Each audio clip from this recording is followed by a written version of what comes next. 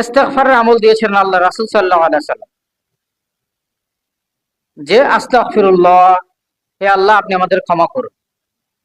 তা আস্তাগফিরুল্লাহ ওই পরিবারটা করেছে। আস্তাগফিরুল্লাহর ব্যাপারে আমি যদি বলি, যে আল্লাহ তাআলা বলেছেন, আল্লাহ রাসূল সাল্লাল্লাহু আলাইহি ওয়াসাল্লাম বলেছেন, আবু দাউদের হাদিস, ইবনে মাজার হাদিস, আল্লাহ রাসূল সাল্লাল্লাহু আলাইহি ওয়াসাল্লাম বলেছেন যে নিজের জীবনে ইস্তেগফারকে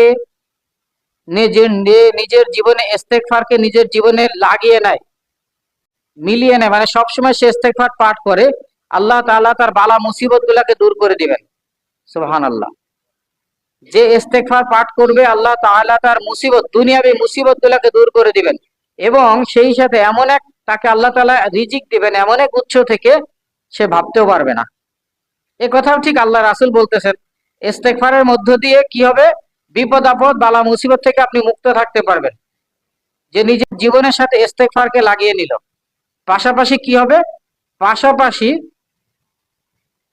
রিজিক দিবেন এমন এক উৎস থেকে যে সে ভাবতেও পারবে না। ঠিক সেম কথাটা আল্লাহ তাআলা বলেছিলেন তাকওয়ার ক্ষেত্রে, আর ইস্তেগফারের ক্ষেত্রে রাসূল সাল্লাল্লাহু আলাইহি ওয়াসাল্লাম সেম কথা বলেছেন। কথা বুঝে আসছে? আমল হলো কয়টা গেল? দুইটা, ইস্তেগফার আর তাকওয়া। তো তাকওয়া অবলম্বনের মধ্যে দিয়ে কি হচ্ছে? যা পাচ্ছি ইস্তেগফারের মধ্যে দিয়েও তাই পাচ্ছি, আল্লাহ রাসূলের কথা অনুযায়ী। তাহলে ওই ছেলেটার সাথে বিপদ মুক্তি হলো, পাশাপাশি রিজিকও বৃদ্ধি পেল। আর আল্লাহ রাসূল সাল্লাল্লাহু আলাইহি ওয়াসাল্লামের আরেকটি নসিহত ছিল, লা হাওলা ওয়ালা কুওয়াতা ইল্লা বিল্লাহ।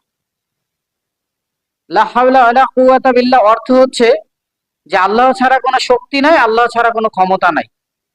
আল্লাহ রাসূল সাল্লাল্লাহু আলাইহি ওয়াসাল্লাম বলছেন জান্নাতের একটি গুপ্তধন আছে, সে জান্নাতের গুপ্তধন হলো লা হাওলা ওয়ালা কুওয়াতা ইল্লা বিল্লাহ। তার মানে বোঝা যাচ্ছে লা হাওলা ওয়ালা কুওয়াতা ইল্লা বিল্লাহর মধ্য দিয়েও রিজিক বৃদ্ধি পায়, আবার বিপদ মুক্তিও হয়। আমরা বিপদ আপদের ক্ষেত্রে অনেক সময় বলে থাকি লা হাওলা ওয়ালা কুওয়াতা ইল্লা বিল্লাহ, বলি না? অনেকেই বলে থাকি, এই আমলটাও রয়েছে। তাহলে তিনটা আমলই প্রমাণিত কিসের জন্য? বিপদ আপদ মুক্তির জন্য এবং রিজিক বৃদ্ধির জন্য।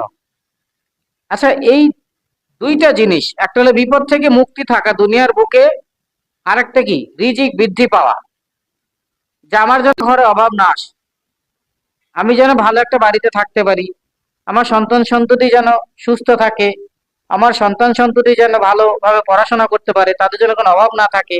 এই চিন্তা ভাবনাগুলো তো আমরা আমরা মাথায় রাখি, রাখি না? তাহলে এই দুইটা জিনিস আমরা হাসিল করতে পারি কিসের মধ্য দিয়ে? কি আমলের মধ্য দিয়ে? একটা হলো ইস্তেগফার, গুনাহ ছেড়ে দেওয়া, আর হচ্ছে লা হাওলা ওয়ালা কুওয়াতা ইল্লা বিল্লাহ পাঠ করা। আমরা এই তিন